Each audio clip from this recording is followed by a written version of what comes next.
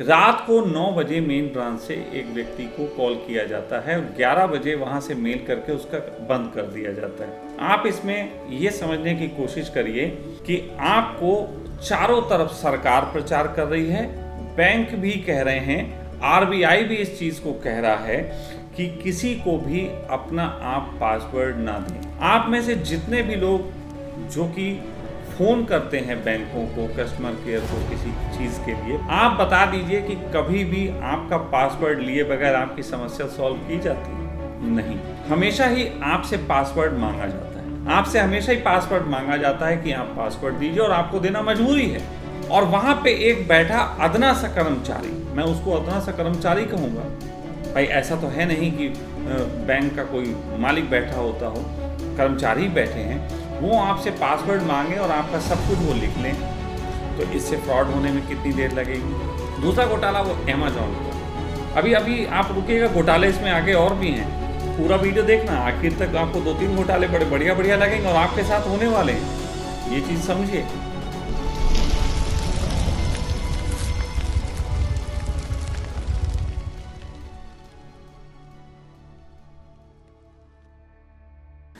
प्रणाम दोस्तों, मैं सखा आज आप लोगों के बीच 2 बेहतरीन तरीके से होने वाले घोटालों के बारे में कुछ बताऊंगा। तो वो कैसे है तो आप समझिए। ये घटना कल से शुरू होती है, तो ये बैठे बैठे ही पता लगता है। आप ये मत समझिएगा कि मैं अपना कोई दुखड़ा रो रहा हूँ, मैं अपनी कोई बात नहीं, लेकिन मेरे साथ घटा है तो मैं आपको बता रहा हूँ। ये सबके साथ घट सकता है और घटता होगा, तो इनको थोड़ा सा समझने की बात है। सबसे पहले घटना शुरू ये होती है कि मुझे जो है इमरजेंसी में हेल्थ इश्यू से रिलेटेड किसी मशीन की ज़रूरत थी किसी के लिए। तो वो मशीन की जो ज़रूरत थी तो उसके लिए हमने अमेज़ॉन में देख के अमेज़ॉन में ऑर्डर किया। अमेज़ॉन में ऑर्डर किया और वो जो मशीन थी उसका ऑर्डर करने के बाद वो मशीन की कुछ कैटेगरीज़ होती हैं, जैसे सपोज दैट 300 ml 600 ml इस टाइप की कैटेगरीज़। तो लगभग 600 ml की जो मशीन थी वो 1 लाख रुपए के आसपास थी। तो मैंने उसको जो है ऑर्डर किया। ऑर्डर करने के बाद मुझे थोड़ी देर बाद जो है जो मैंने जिसको ऑर्डर किया, मतलब जिस कंपनी को, उस कंपनी की तरफ से कॉल आता है कि सर ये मशीन हमारे पास अवेलेबल नहीं है। तो अमेज़ॉन में आप सब जानते हैं कि अगर कोई चीज़ अवेलेबल है तो वो शो करती है, अदरवाइज़ अवेलेबल नहीं है तो वो शो नहीं करती, वो मना कर देती कि अवेलेबल नहीं है। तो उसने कहा कि सर ये अवेलेबल नहीं है, तो आप जो हैं इसका ऑर्डर कैंसिल कर दीजिए।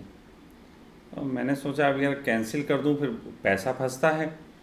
फिर भी ये चीज़ सोच के कि वो खुद कह रहा है, मैं जनरली बात मान लेता हूँ इस तरीके की, मैंने उस ऑर्डर को कैंसिल कर दिया। ऑर्डर जब मैंने कैंसिल कर दिया तो वो 1 लाख रुपए का अब हमारा एक तरीके से अमेज़ॉन वालों के पास फंस गए। वो 5-6 दिन बाद आते।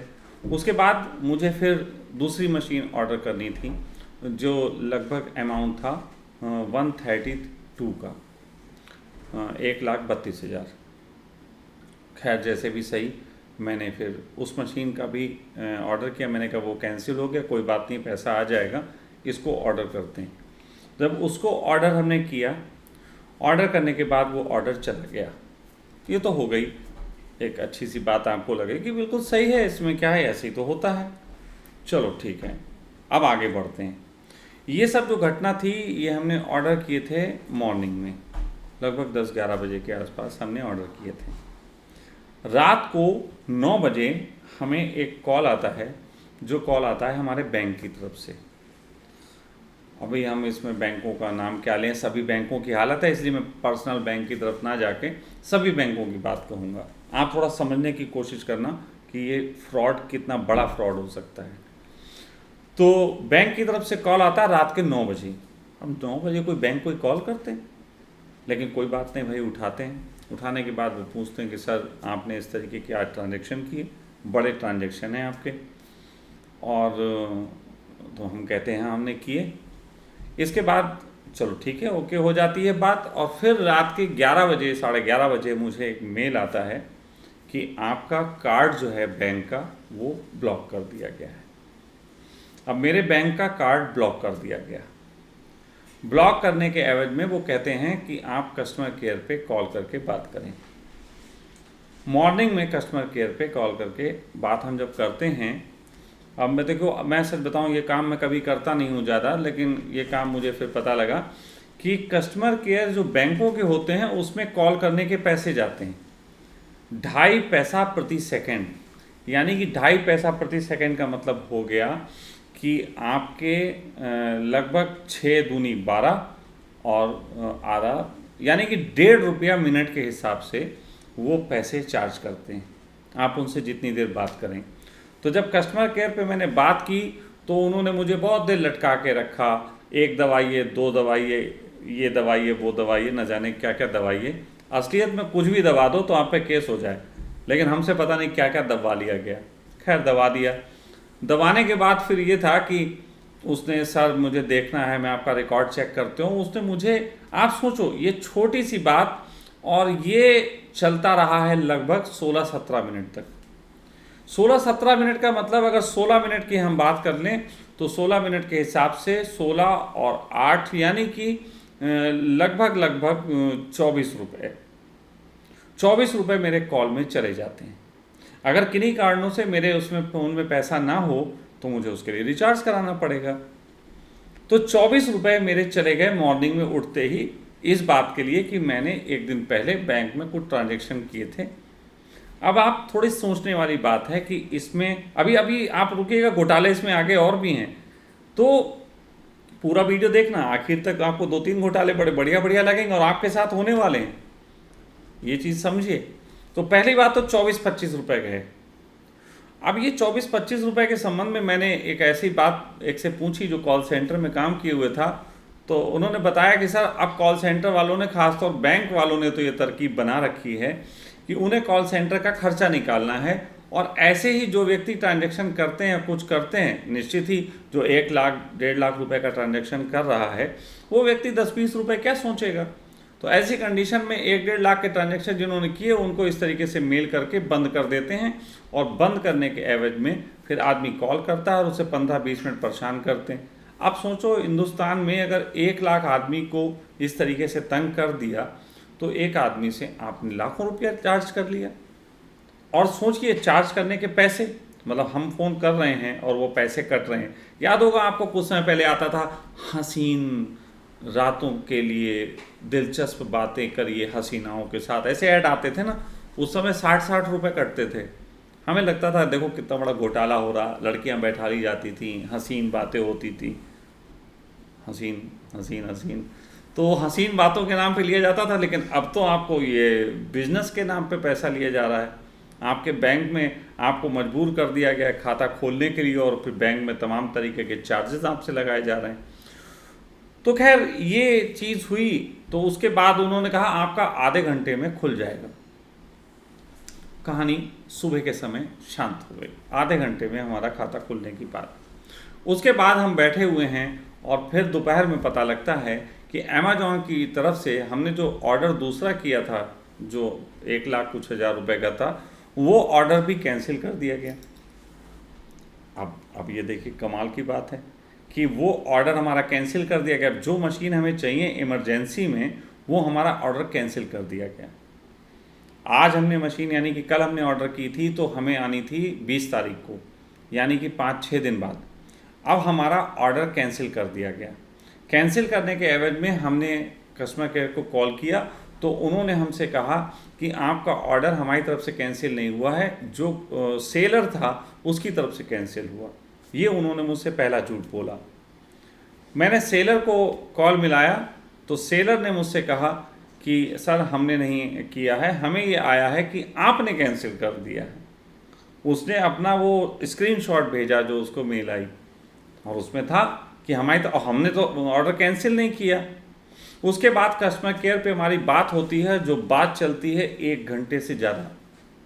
1 घंटे से ज़्यादा बात चलती है कस्टमर केयर में। वो लड़की बार बार मेरा फ़ोन, मैं सर से बात करती हूँ, सिस्टम चेक करती हूँ, रख देती है। प्यारी सी एक म्यूजिक आ रही थी हसीन रातों को और हसीन बनाने के लिए, तो म्यूज़िक मैं सुनता रहता हूँ, मेरी रातें दिन में ख़राब होती रहती हैं, तो ऐसा चलता रहता है। तो इस तरीके से चलते चलते जो है वो 1-1.5 घंटे की बात का नतीजा ये निकलता है कि वो कहती है सर आपका जो है वो हमारे सिस्टम की तरफ से गड़बड़ हुआ, हमारी एंड से गड़बड़ हुआ, हमें धोखे से आपका कैंसिल कर गए और आपका पैसा रिफंड हो जाएगा। कितनी बढ़िया, पैसे तो आ रहा है, कितनी अच्छी बात है, पैसा रिफंड हो जाएगा। कितने अच्छे लोग हैं, कितने सज्जन लोग हैं, पैसा रिफंड कर देते हैं आपका। चलिए, फिर उसके बाद और घटना घटती है। मेरा बैंक का कार्ड नहीं खुला होता है, उस कार्ड की शिकायत लेके मैं बैंक जाता हूँ। बैंक में जाता हूँ, वहाँ पे पता लगता है कि 3 बजे बैंक बंद हो जाता है। मैं पहुँचा 3:15 बजे के आसपास। मैंने बैंक जाके खैर उनसे बोला, खैर वहाँ मैनेजर थे तो उन्होंने मुझसे बात की, लेडी मैनेजर थी, अच्छे से बात की। तो उन्होंने कहा फ़िलहाल कस्टमर केयर की तरफ से कोई भी कॉल 9 to 6 के बीच आती है बैंकिंग, उसके बाद आपको कॉल नहीं आएगी। कॉल 2 तरीके की होती है, एक आउटगोइंग होती है, एक इनकमिंग होती है। तो हमें जो कॉल आई थी वो आउटगोइंग प्रोसेस था। आउटगोइंग प्रोसेस में उसने कहा कि हमारे ये जो मेन ब्रांच है वहाँ से ये आपको कॉल आया। रात को 9 बजे मेन ब्रांच से एक व्यक्ति को कॉल किया जाता है, 11 बजे वहाँ से मेल करके उसका बंद कर दिया जाता है। आप इसमें ये समझने की कोशिश करिए कि आपको चारों तरफ सरकार प्रचार कर रही है, बैंक भी कह रहे हैं, आरबीआई भी इस चीज़ को कह रहा है कि किसी को भी अपना आप पासवर्ड ना दें। ये बात स्पष्ट कही जाती है, अपना अकाउंट नंबर ना बताएं और पासवर्ड ना बताएं।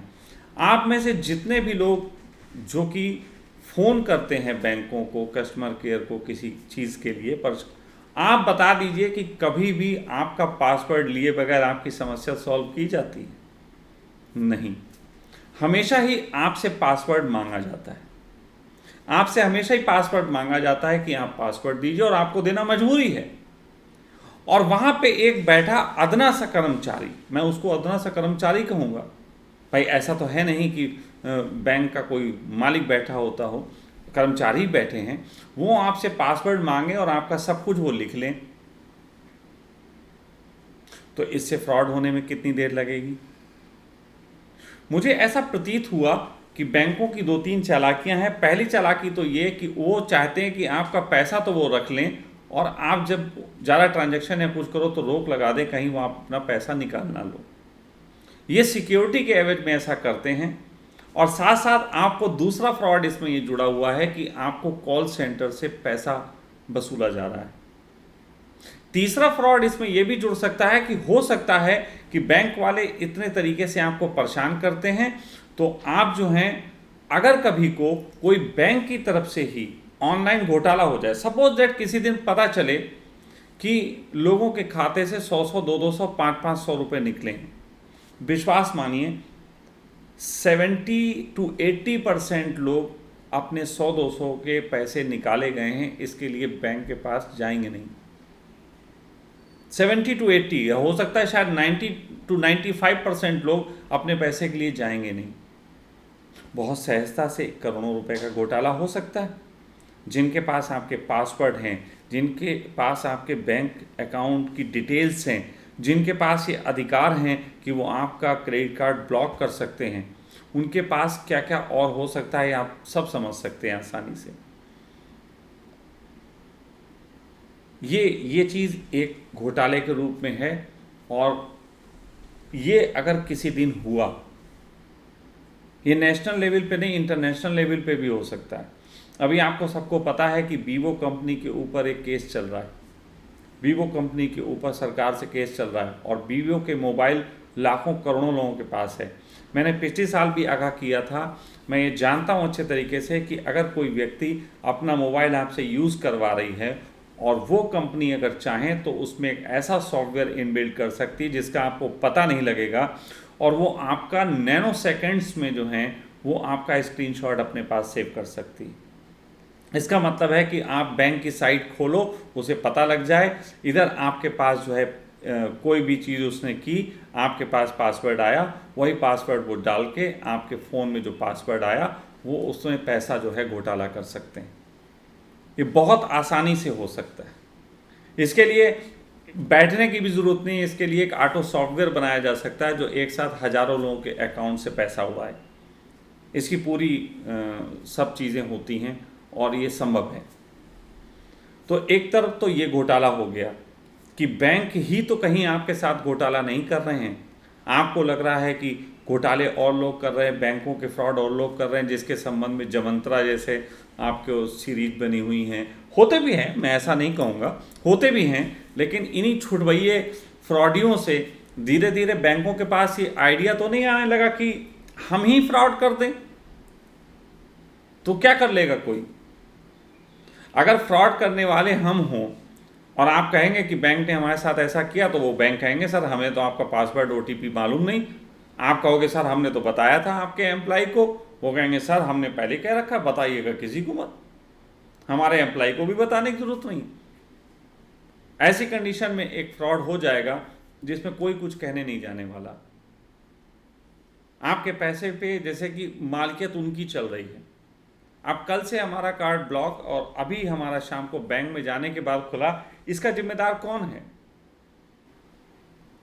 जो मुझे ये तकलीफ हुई इसकी कोई जिम्मेदारी लेगा? क्योंकि ऑनलाइन तो सुविधाएं हमें इसी बात पे दी जा रही हैं कि आपको सुविधाएं दी जा रही। बहुत से लोग प्राइवेटाइजेशन की तारीफ करते हैं, मैं उनसे कहूँगा कि वो ज़माना था तो हमें आदत थी, हम बैंक चले जाते थे। प्राइवेटाइजेशन के नाम पे आज मैं गया तो मैं जिस बैंक में गया उस बैंक में पहले ज़्यादा कर्मचारी मुझे दिखते थे। मैंने आज पूछा क्या कर्मचारी थोड़े कम हो गए? कहने लगे हाँ थोड़े कर्मचारी कम हो गए। ये कम कर्मचारी कैसे हो जाते हैं? कर्मचारी कम क्यों हो रहे हैं? इसका मतलब जॉब कम हो रही। असल बात यह है कि जब सरकार किसी को जॉब देगी तो बीच में हटा नहीं सकती, उसको तो 60 साल झेलना पड़ता है। प्राइवेटाइजेशन के नाम पे जिन कंपनियों को आप दे रहे हो वो कंपनियां कल सब कुछ डिजिटाइजेशन कर सकती हैं, सब कुछ एक तरीके से कंप्यूटराइज हो जाएगा और उस कंडीशन में एम्प्लॉय की उन्हें ज़रूरत नहीं पड़ेगी, उनके खर्चे कुछ ज़्यादा होंगे नहीं और वसूली उनकी दुगनी तिगनी हो जाएगी। तो एक घोटाला ये है। दूसरे घोटाले के संबंध में भी जरा समझ लेते हैं। दूसरा घोटाला वो अमेजॉन का। अमेजॉन ने हमसे पैसे लिए, उसके बाद अपने आप ही हमारा प्रोडक्ट का वो ऑर्डर कैंसिल कर दिया और फिर हमको बोला 6 दिन बाद जो है आपके पैसे पहुंच जाएंगे, ना 4 वर्किंग डेज। आज है फ्राइडे, कल सैटरडे, परसों संडे, उसके बाद 4 वर्किंग डेज। अगर कोई किसी को खांसी जुकाम हो गया तो 2 वर्किंग डेज और बढ़ गए। इसके लिए बहुत अच्छा उनके पास जो है एक्सक्यूज़ है, यानी कि आपका पैसा 8-10 दिन वो रख सकते हैं। अमेजॉन हम सब जानते हैं कि दुनिया की बहुत बड़ी कंपनी है।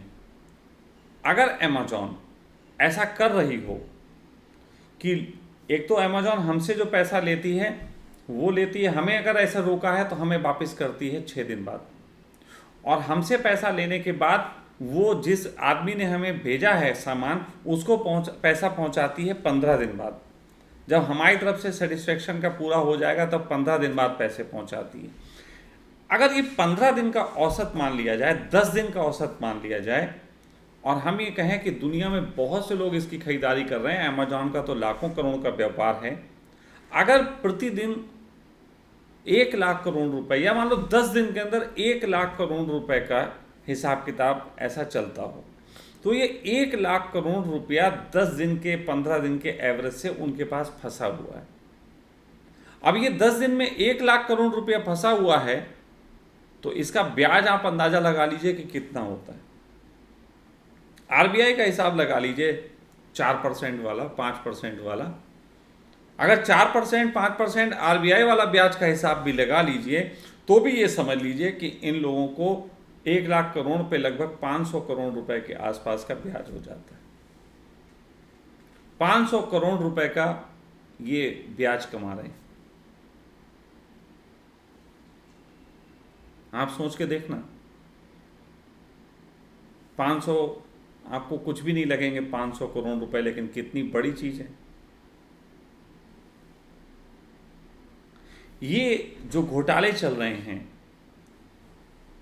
ये घोटाले ऐसे घोटाले हैं जिनके संबंध में आपको सतर्क रहने की जरूरत है।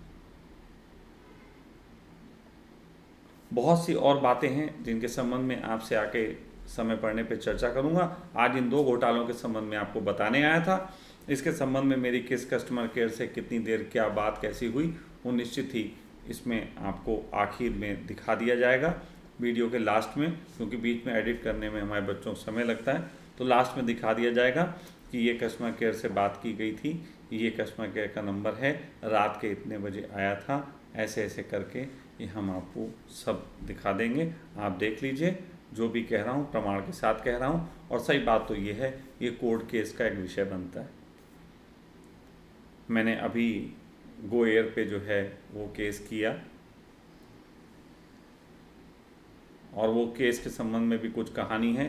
पिछले महीने की 1 तारीख को हमारी फ़्लाइट में हमारे साथ दिक्कत हुई थी।